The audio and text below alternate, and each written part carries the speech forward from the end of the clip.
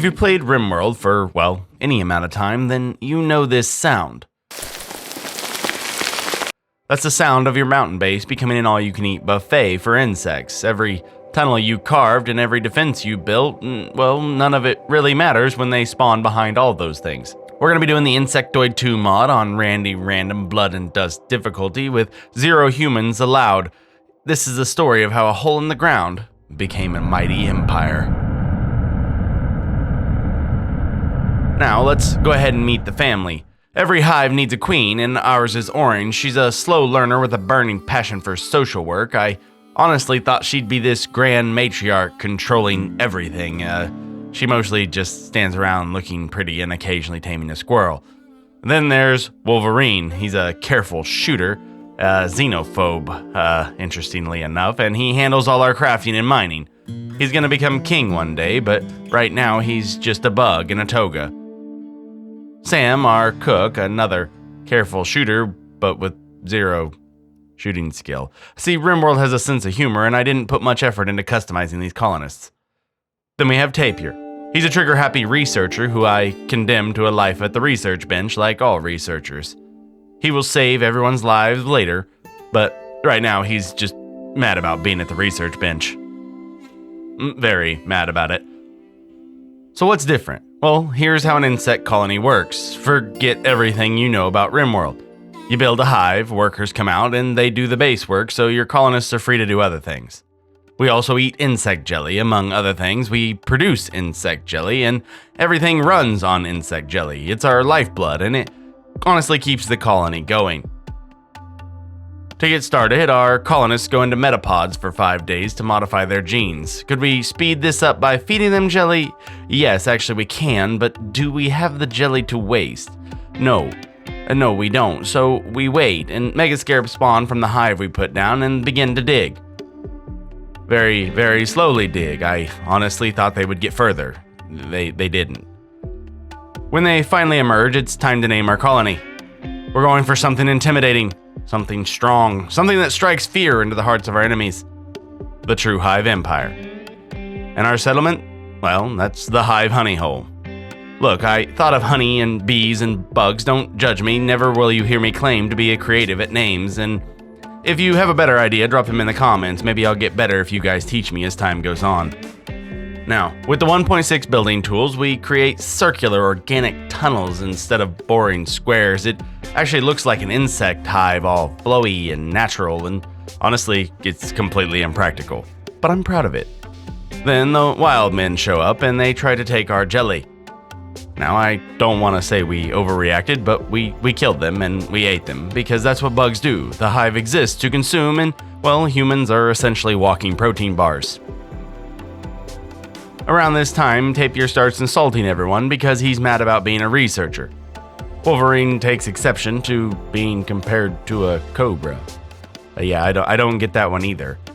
They then have a slap fight, nobody gets hurt, and everyone goes back to work. This is fine. By way of RimWorlds, this is a pretty normal start. We saved up enough jelly for a second hive, and by doing this, we are doubling our worker production. And an exotic trader comes by with the customary advanced components we need. And honestly, at this point, things were starting to look up. And then Randy sends us our first raid. 5 Wookiees with melee weapons. We have guns. It's over quickly. It goes exactly how you'd expect, but 5 colonists for a first raid is impressive. I guess my wealth is climbing unchecked at this point. All that mining is starting to get to me. But here's where it gets interesting. A couple of the Wookiees survived, and they probably think at this point they're going to get the medical treatment and the recruitment. But see, insects in RimWorld don't reproduce normally. We do it alien style. Chestbursters, baby, we're doing the alien thing. Shirk gets the honor to be our first incubator. Rika, we don't really need. So, fun fact, executing prisoners gives your colonists a mood buff in this ideology we created, and that makes a society where murder is actually self-care. I think we're doing well. A few days later, Orshik tries to escape, but she's deep in the hive, surrounded by colonists and by megascarabs. Now, she still tries, I can't blame her, but she didn't make it. Points for effort, I guess. I don't know where she was going with a baby in her belly, or chest. Also, around this time, Orange and Wolverine fall in love. Our matriarch and our patriarch finding each other amongst the violence and the jelly production. It's just so romantic. Randy, you beautiful bastard, you. Now, a man named Gates shows up asking to join our colony, and yes, we could recruit him, but we immediately arrest him for slavery. Because he's not an insect. But then more real problems arrive. Heavily armored raiders called the Mortarmen arrive, and we're still wearing togas. This is not good. It's very bad, actually, except we got lucky and we had a trade caravan that happened to be at our gates. They fight off the raid for us and leave the weapons behind, and honestly probably save the entire colony. If they hadn't been there, this would have been a very short playthrough. Now, immediately after, because Randy doesn't believe in cooldown periods, pig folks raid us. We barely have ammo for the new guns that we just got from the last raid, and it comes down to our turrets and Orange wielding an LMG like a madman. We lose basically all our defenses, but force them to retreat, and Gates, meanwhile, lasts exactly 4 hours as a slave before attempting to escape. Sam shoots him, tends his wounds, and drags him back to his cell. I mean, that was a speed run of like 4 hours. That's a new record of slaves that I've lost that go back to prisoners. We had quite a bit of peace, and it was actually pretty nice to grow unchecked, but peace doesn't last. Randy sends us our first mech cluster. I send in some mega spiders to do some damage, and the Scorcher guarding the cluster, it immediately rushes our base, and we handle it in the kill box. They still have turrets online with quite the range though. Now, here's my genius plan, hear me out. Wall off the cluster and forget about it. Sounds good to me. Except, as the Mega Scarabs built the wall that was going to block the cluster's turret fire, the cluster starts shooting them. Now, interesting fact, in Combat Extended, turrets have limited ammo, and with no Guardian mechs, they won't be reloaded. So I do what any self-respecting insect hive would do, and I throw bodies at the problem until it goes away. After all, the cost doesn't matter, the queen must survive. And then something beautiful happens. A lone Megapede. He's been basically freshly spawned and has never seen combat. I send him out to scout the situation. He baits out the last of the cluster's ammo, and then alone he destroys every turret. He takes massive damage doing this, but these bugs usually respawn in a few days. They're disposable, but this one, look at him go. This one's a hero. We give him medical treatment, the good stuff, something that the other bugs didn't get, and, he sadly dies anyway. You will be remembered, little guy. We get gas extraction online just as little baby Toxo, the one who was born out of Oshirk, actually ages up to become a child. Welcome, little child Sella. She's our new cleaner. Generally, they would be a hauler, but the Mega Scarabs take care of that, so now she's just a liability. And a defoliator ship crashes nearby with mechs. Now, that I am worried about. And then the Hearttaker pirates demand 1,000 silver or they'll raid us. It just one thing after another. And they raid us. While Celica is outside doing a nature run. Because this happens in literally every video I make. Kids in their desire to explore without boundaries, I guess. I swear. They don't kill her, they actually kidnap her. And lucky for her, the ransom notice comes through at 259 silver. That's, actually reasonable, so yeah, okay, we'll pay it. She's lucky this time, though. They end up dropping her off behind the coolers of the fridge, and we end up having to deconstruct one to get her out and rebuild it. I have so many questions about the drop zone logic in this game, but whatever. Our wealth is skyrocketing, though, as another problem from all the resources we've mined, and raids are starting to get pretty serious. We then get a breaching mech raid, and it starts pounding through our fridge. I position everyone to hold the line in the fridge, but the mechs then decide to use the front door instead. I think the termite ran out of ammo, I'm not sure. They walk right into our kill box, and no casualties on our side. Thanks for the corpses to shred, I guess. And immediately following, we get another raid. How lovely. This time it's the Murderous Crew. These are breaching specialists also, and their breacher is a man named Martin. Martin runs up to our hive wall, throws one Molotov cocktail, it bounces off harmlessly, and Martin EXE has stopped responding. He has no plan B, no retreat, no attempt to use the open gate that his entire team is flooding through, Martin stands there in catatonic shock at his failure to set my walls on fire while his friends die around him. Our Megapedes obliterate the raid without calling us help, and Martin eventually retreats. He's still processing what went wrong. Martin, buddy, I felt that. We've all had those days. Now, on to some more of the mod of the Insectoid 2. We place a Terra Mantis Thumper to summon our first boss, and at the exact same moment, the Heart Takers raid again. This actually could be bad. However, the Thorn Splitters, these little organic turrets, absolutely shred both threats. The bosses die, the raid dies, and we take basically no damage. This is when I realized something.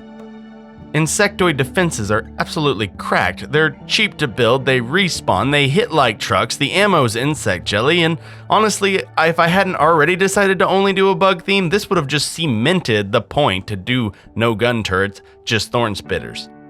Now, moving on, I try to load a caravan to get some of my wealth under control. But for some reason, we loaded in the middle of the kill box. I'm smarter than I sound, I swear. And an infested ship chunk crashes nearby. Half the caravan animals die in the resulting insect swarm. You know what? We're forgetting the caravan and a new plan. With the caravan idea out of the way, it's time for the next boss, the Empress. I developed a new strategy I'm quite proud of, with a colonist in the back and one megapede in front of each as a shield. This actually works really well, and the Empress goes down easy. And at this point, I'm feeling confident, maybe a little too confident. A rival hive raids for our jelly. I forget to set zones properly, so when they break through the walls, all the mega scarabs swarm out to repair them. The death notifications scroll down the entire right side of the screen like credits. We win, but the cost is devastating. Now, our Princess Sella has a birthday during this raid, and she gets trade options. Both are absolutely terrible. We pick Missandris because I'd rather she hate men than have constant mental breaks, and, she's watched her dad and everyone else and how much they hate. I guess she'll fit right in here.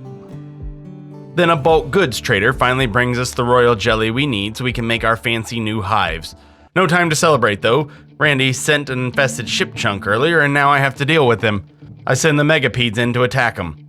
At the exact same time though, while our megapedes are being swarmed by the ship chunks and losing, an infestation spawns inside of our base right next to our hive core. The front lines being out fighting the ship chunks, the colonists are now the front line, and I was scared this is where it ends. This is it. This is how Honeyhole dies. Then, the mega scarabs arrive. Dozens of them. Worker drones with no combat training, they throw themselves at the infestation in waves. They die by the dozens, but they don't stop coming. World War II Soviet tactics in the bugs. We push them back inch by inch, body by body. The front line is held off by the Thorn Spitters in the kill box, and the Scarabs and the Colonists win through just sheer numbers and firepower. I mean, honestly, at this point, we're not just surviving anymore, we've become something quite dangerous. A freshly born Megapede goes out alone and finishes off the unguarded ship chunks. Our first Gigalocust hatches from our first fancy hive, and with this, the swarm is growing stronger. At this point, everything's going great. We now have Gauss rifles too. It's a top tier weapon I've never used before, but they absolutely melt everything. Then a smoke spewer spawns on the map. I wanted to try out my new Gauss rifles even more, so I sent Tapir, Sam, and Wolverine to destroy it. It goes perfectly. We even kill the Guardian Pikeman. Tapir, however, is our only doctor. Sella had lung rot from all the corpses lying around the base, and it needed regular treatment. I sent the doctor away. And by the time the caravan returns, it's too late, I'm afraid. We build her a resting place in the temple. Sam performs the funeral as our new moral guide, and everyone's sad, but this won't break the colony. The hive is bigger than any one bug. Even if it was just a kid complaining about her lung rot. Kids these days are just so dramatic. So what's next for the colony? Well, we have advanced weaponry, but it's time for advanced armor. It's time to craft strike suits for everyone. This is an armor that lets us jump like the insects we are. And of course, the first suit goes to King Wolverine. We then set off another Empress Thumper, and a Patriarch spawns with the Empress. This man digs a burrow in front of our base that sends waves of insects over the next few days. We send our Gigalocusts to guard those burrows, and they hold off the spawned waves. But we can't defeat organ decay, and Wolverine has developed it in the left kidney. Immediately, we shift all research to surrogate organs. We can't lose the king. Another hive raid hits our front door. It's wide open. It doesn't matter though. Base defenses and warrior bugs make quick work of it. I'm starting to feel untouchable. Research completes, and Wolverine builds his own replacement kidney. Tapir performs the surgery, also removing a porcupine quill from way back in the episode of day 3, I think. It's been lodged in him this whole time. I didn't know those had to be surgically removed. Now, the king survives, and for saving his life, Wolverine grants Tapir the honor of the second strike suit. It has nothing, of course, to do with Tapir's shooting ability and the ability to throw him on the front line. Not at all, of course. But we now have 2 armored warriors with Gauss rifles. It's time to test them. We take a quest. The quest to defeat 49 man-hunting grizzly bears for plastisteel. 49. That is ridiculous. The Gauss rifle fire, the Megapede holding the line, and the Thorn Splitters shredding through the bears, though it's a perfectly orchestrated symphony of death. It's easy money. And then, a threat we could have never seen coming. A threat to the very existence of the colony. A mad rat. Randy, are you okay? I don't see how these are even at all comparable. I'll take it, though. I'll take that as a bad event. The Heart Takers then again try to extort us, and this time for 15,421 silver. Yeah, stuff is scaling ridiculously. I of course reject it, and then the raids come. It's the same tactics we use. We wipe them, and combat's honestly getting boring at this point, which is something new for me on RimWorld. But then the sky darkens. The biggest mech cluster I have ever seen spawns on the map. Auto mortar, 3 mech assemblers, every turret type, and a full complementary of mechanical guardians. Finally though, a worthy opponent for the Hive. I send the bugs in, and surprisingly, they don't trigger the proximity sensors, which is interesting. So I send the Gigalocusts to surround the auto mortars. It works, and the mortar explodes. However, the Gigalocusts also die in the blast. This cripples the cluster though, as it's behind the mountain, so it can't reach us, and with no mortar, it can't, pound our defenses in. The mechs then rush our base, and we handle them easily. They have to come through the kill box, of course. We summon a Gigamite right afterwards, and the reason we did this is to build an insect mortar with its ferrocore and start bombing what's left. And after just a short amount of bombing, the imps arrive. Those tribal people that we've ignored this whole playthrough. They charge the cluster with clubs and bows. Now, they're immune to fire damage, so the Inferno cannons do very little, if anything, and they tear through a quarter of the remaining defenses before retreating. Much respect to my tribal allies. Well, not allies, but you know. We send a lone Megapede to finish the job.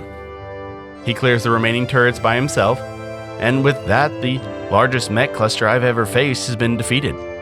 We easily finish the remaining bosses, and our base is secure. Our defenses are impenetrable, and we can handle anything that Randy throws at us at this point. This might actually be the most successful colony I've ever built. But something's missing. Surviving in a hole isn't enough. Every empire in history understood this. True power isn't defense, it's projection. If we can't strike beyond our borders, we're not an empire, we're just bugs in a hole. It's time to prove ourselves. We load some drop pods, the ones from Vanilla Vehicle Expanded called Frogs, with the Emperor, the Queen, and Tapir. 3 of our best warriors all in full strike suits with Gauss rifles, along with a few loyal Megapedes. We target a nearby settlement, and the pods land. We advance, and the Megapedes are gone. Off the Hive map, they revert to wild animals, and I can't control them. It doesn't matter, though. 3 armored bugs with Gauss rifles step forward, and we don't just win, we dominate. The enemy breaks, the settlement falls, and it's ours. the Hive Honey Hole isn't just a colony anymore with this. We're an empire. Our warriors return home as heroes. The hive thrives and the swarm grows, and somewhere out there on the rim, other colonies are hearing stories. Stories about the bugs that learn to build, to organize, and to conquer.